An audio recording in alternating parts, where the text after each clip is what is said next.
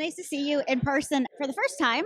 Interviewed you not that long ago, actually. So it's nice to see you face to face, not over Zoom. But you have done some exciting things since then. Before we were chatting about Devil, now we've got something new in the works here. And you have representation now in the US and the UK. So that's pretty exciting. So you've been keeping busy, not just on TikTok. The second EP that you chose to release this year, how come you chose to do this instead of a full length album? We had the first EP come out, and all year while we were releasing Devil, I really wanted to work on something in the background because we had finished Devil before 2021 hit. It was something to keep us busy, and I didn't feel like I wanted to end the year with a full length album. I really wanted to kind of separate the two. I mean, I guess together they would fit together as a full length album if you wanted to listen to them back to back or shuffle them together. But I like EPs right now, and until I really decide that I want to make an album, I think it's really a cool snapshot in different moments and different things that I can do and want to do. So a 5-song EP called Country Punk EP is what I wanted to do. It's totally who you are, obviously. I mean, I saw you last night at the CCMA house party, and I was up above, but I saw you in the crowd. You're kind of not hard to miss. And I thought about you actually when I was trying to pick out my outfits. I'm like, I gotta, think about I'm gonna be next to Manny, so gotta try to make something work here.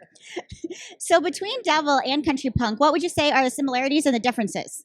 I think the similarities is the country music storytelling. That never goes away. To the core, there's country music involved with the storytelling and my delivery of it. The difference is this Country Punk EP, we kind of did it ourselves. We have a studio in Nashville, and it was written by all of my friends and the crew that we have there. I co-produced this one. The guys playing on it are all the guys from the band as opposed to studio sessions. I had a little bit more freedom to make it exactly how I want to. And on top of it, it was really free. We had our album for this year, so we didn't have to do this. So this was just extra, something to have fun with, something to put out in the world with a slightly different spin to it. And it was a really fun project to work on all year. The craziest thing was I couldn't share anything because I couldn't say, hey, we're working on something while we're releasing something else and just kind of flood the whole thing and make it extremely complicated. So I had to backlog all of some really cool photos of in the studio and stuff. And at the end of the day, it was a really fun project to work on, and I was free and just got to do whatever I wanted with it.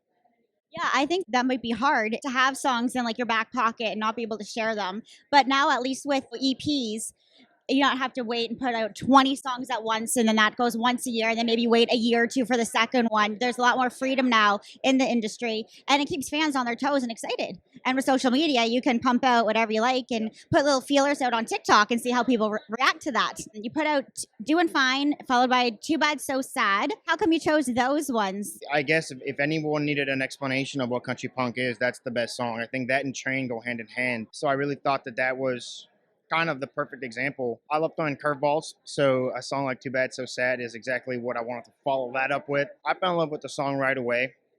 I've had some friends who've had some tough relationships and gone through some things that maybe weren't cool, and as soon as I heard that song, I was like, man, this is exactly what I had in my head for it, and I had to record it. And we kept it pretty stripped like the demo was. It's quite different, and I think that shows the range of this project.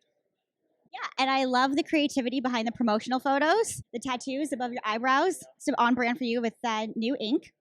I feel like Doing Fine showcases your edge with the guitar features in it. We also talked about, what your order of releases was to you and everything, and it is a bit of a unique sound, this one. In fact, your voice changes in that a bunch, and it reminds me in part of Chris Stapleton style, but then you do different variations and everything like that, so it does really make you stand out. What drew you to this song that made you want to record it? Well, the next one we're releasing is a song called 95, which is about not forgetting about home. The songwriter who had written 95 ended up writing Doing Fine as well, and they kind of wrote it as like a call and answer between the two. And stylistically, I think it matches so well. I think it's such a cool message. And my guitar player, Dan Barry, played the solo, played the whole thing. I believe, and he might tell me I'm wrong, but I think he forgot to turn his volume up when we were demoing it before we went in studio.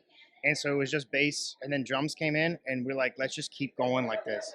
To me, it reminded me so much of Blink-182. There was a hint of that in the way I sing. The Doing Fine is kind of a nod to Tom from Blink. It was kind of done on purpose with a bit of a smirk, bit of a wink. Yeah, I can really see the song coming together visually.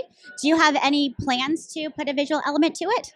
Yeah, I've got ideas. It might be for this one, it might be for 95. I think they're so similar that either one would work. It's just a matter of timing and figuring it all out.